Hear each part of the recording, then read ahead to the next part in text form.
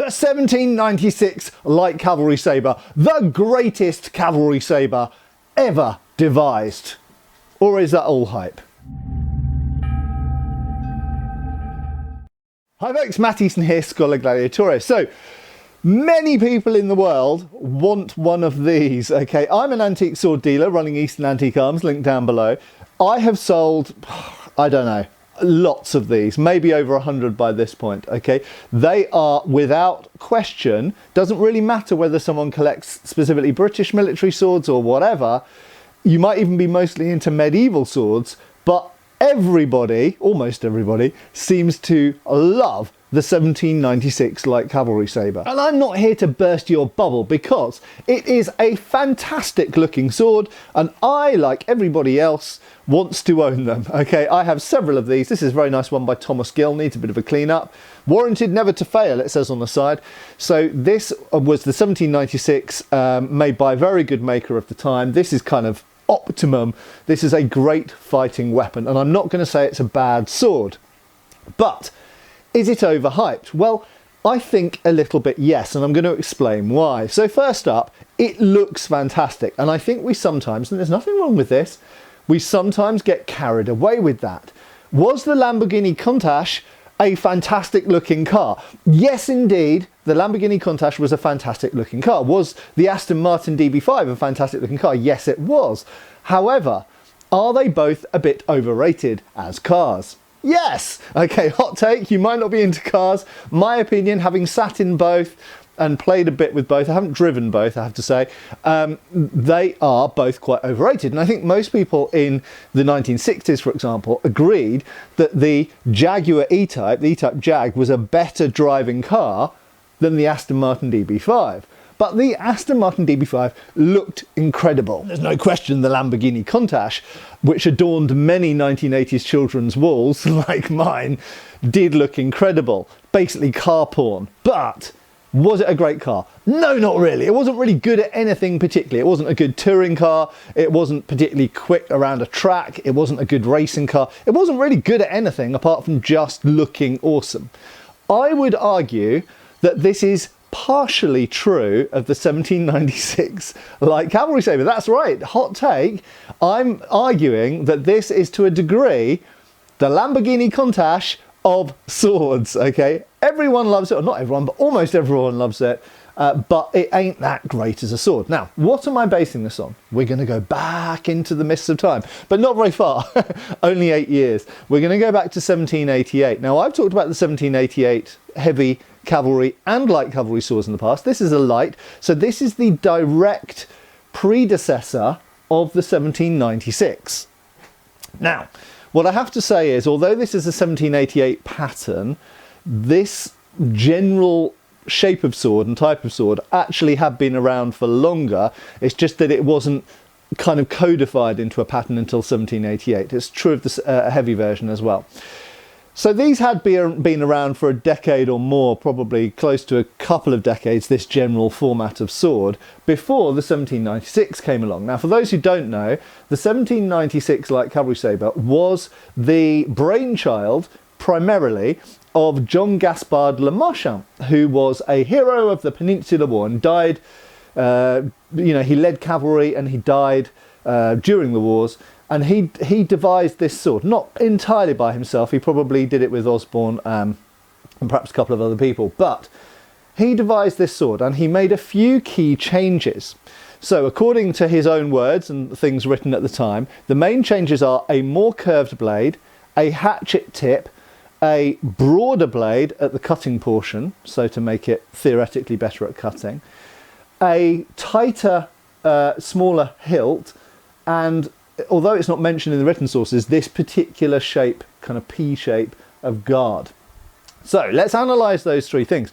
First of all, the size of it. And one of the big points that in fact Le Marchand makes himself is that this is supposed to be a relatively, not small, but not oversized, a more wieldable sword. Now, the funny thing is it's only a little bit shorter than what went before it. So these tend to have 33-inch blades, and what went before it tend to have 35-inch blades. So we're only talking about a couple of inches, and in fact many of them are more like 34.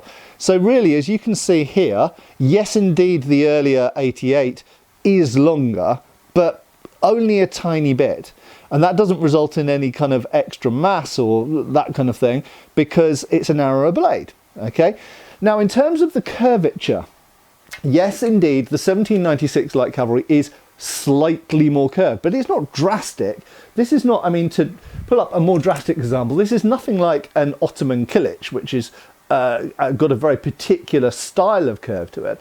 And some people in the world, some of whom I've argued with, have tried to claim that, oh, the 1796 was based on Turkish and Persian and Indian swords. Not really. It was based on Austrian swords that went before it.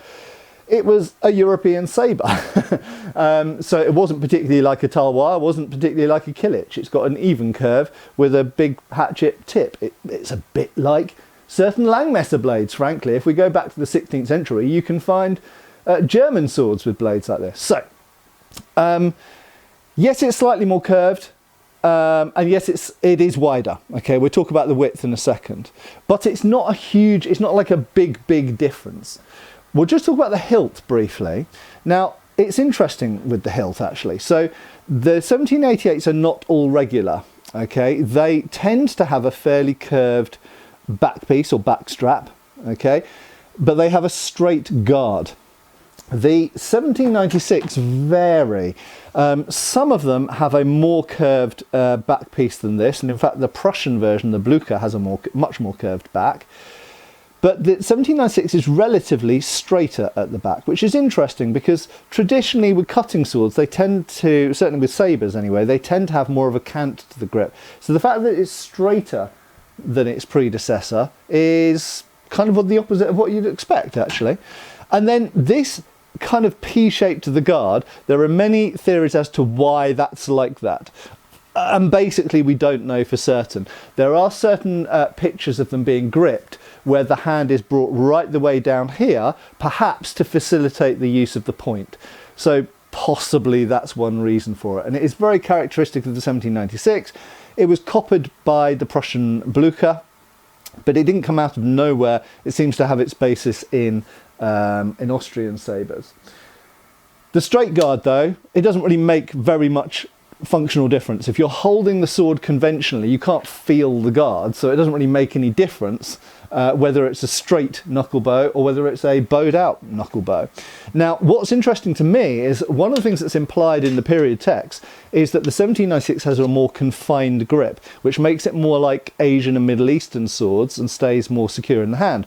The irony is that it's exactly the same length as this 1788. I mean, there's literally no length, there's no difference in the grip lengths between them.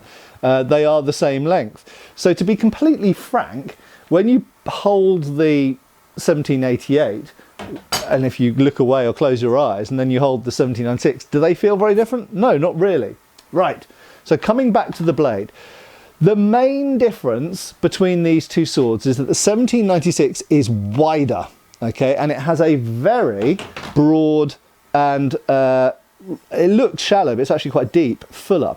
So although this looks at a very wide blade, and this is where a lot of replica makers over the years, until I got this replicated by Windlass, got it wrong. They didn't take enough of the material out of the fuller. So actually this fuller makes the blade really quite flexible and really quite light for its width. So it's got a huge amount of distal taper from about 8mm to about 2mm and a lot of material taken out of the fuller.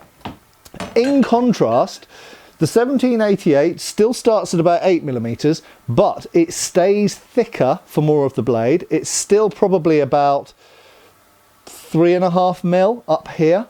And it doesn't really reduce down until this end part. So it keeps a lot of the thickness along the blade in the distal taper, but it's a correspondingly narrower blade. So actually the total mass of the two swords is not really very different. Admittedly, the 1796 is slightly lighter. This weighs 860 grams. That's 860 grams, which is pretty damned light for a blade of that breadth. While the 1788 weighs 915 grams. So it's slightly heavier, but we're only talking about, what, 55 grams, is that right? 55 grams difference there, which is not very much. And you've got to bear in mind that the 1788 has greater reach. Now, talking about reach, let's just talk about this for a second. So you are sat on a horse. Now, they didn't choose the biggest horses for light cavalry because you need to be able to reach infantrymen on the ground. You don't want to be so high up that you can't stab them. So they, generally speaking, didn't have particularly big horses. They themselves in this period were not the tallest people. They were about 3 inches on average shorter than us today on average in Britain.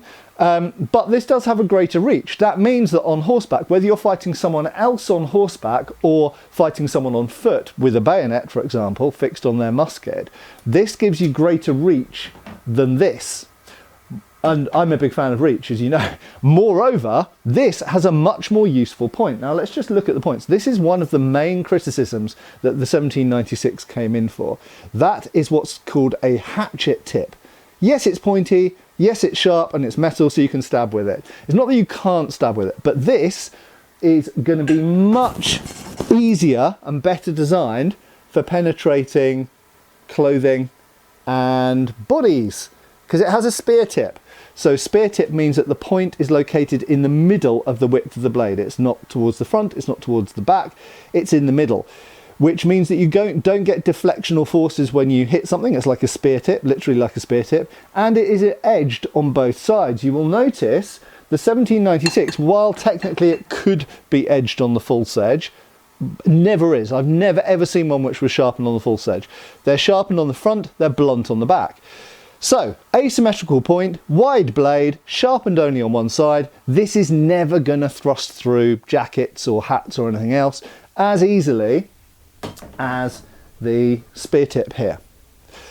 So, where do we land? If we're comparing these two swords, from my point of view, if I had to choose one of these to fight on horseback or on foot, there is a very good chance that I would choose the 1788. It has pretty much equal hilt, it's a very similar grip, very similar guard, functionally speaking, offers the same amount of protection. The blade is longer with a better thrusting point, and it's slightly straighter as well, not very much, but very slightly, which makes it also slightly better for thrusting. And it has this quite stiff double fuller. If the French had this, they'd call this a Montmorency fuller. So you'll notice it has a main fuller at the front here and a secondary fuller at the back.